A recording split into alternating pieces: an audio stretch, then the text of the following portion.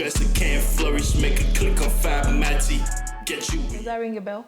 I don't know much about Japan in other countries. I know that Canada is a bit like that. The UK, I don't recommend.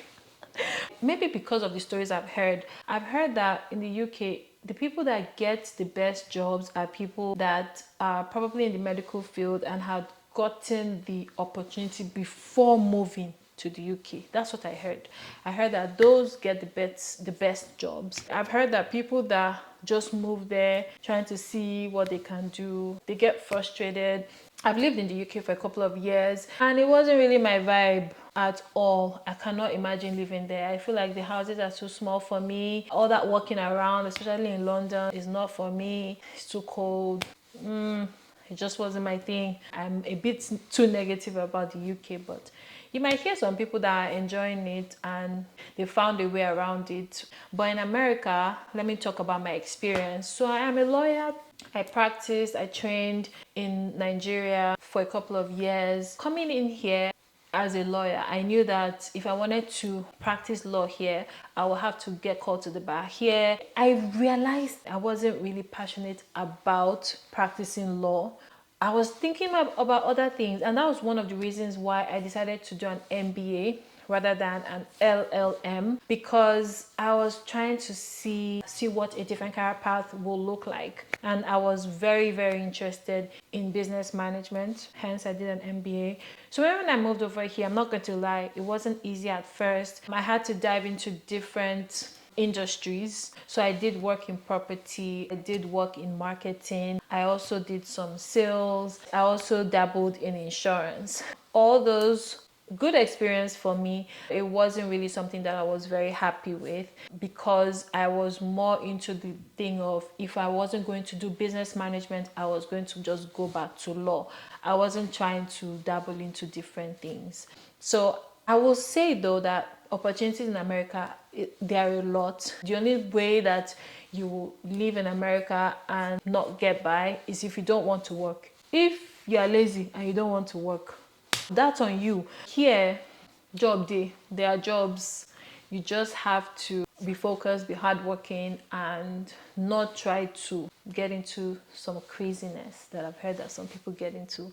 Remember where you're coming from. That's one thing I always remember. Like when I remember where I'm coming from, I'm tuned in, I'm dialed in, because I know that I'm coming from a place where I didn't have a lot of opportunities. So I have to make use and make do with the opportunities that I see.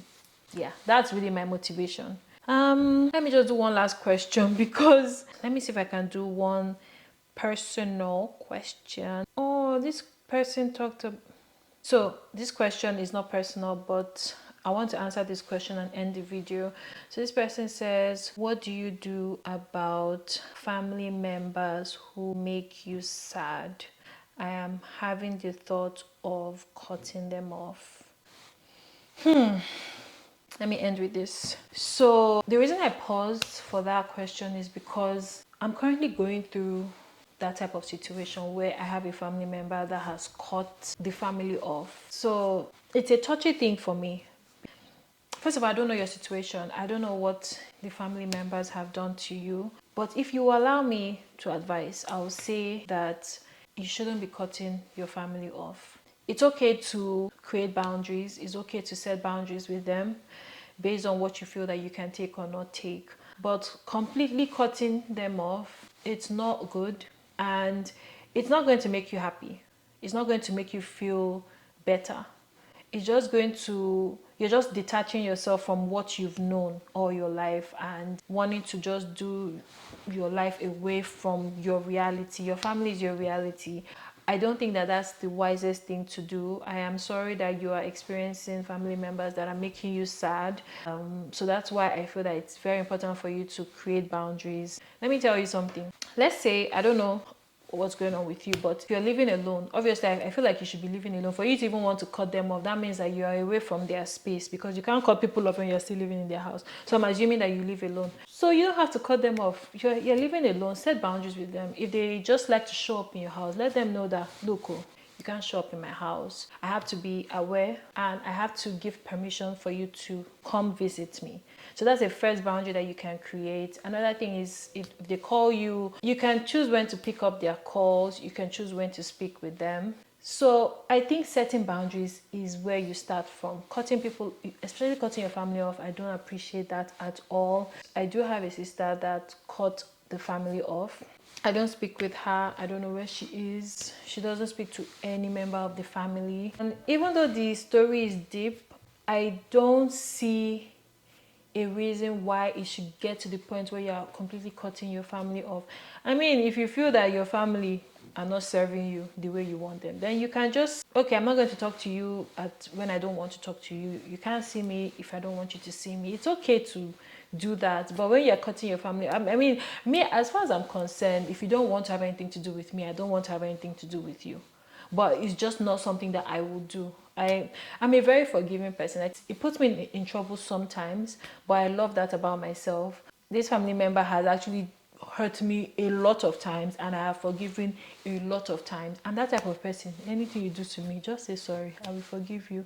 So it's so hard for me to imagine cutting somebody off. It's not really my thing, especially my family. I can't cut my family off.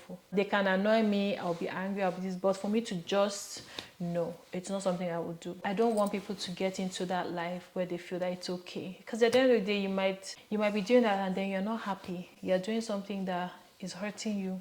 Whew. I think I've talked enough for today. Thank you so much for watching. It's been a blast. I think I really enjoyed this our video session. I really enjoyed it. I might do another one. I'm coming back soon with a theory. Thank you so much for watching. I'll talk to you and see you another time. My name is Martha. See you soon. Bye. What it need.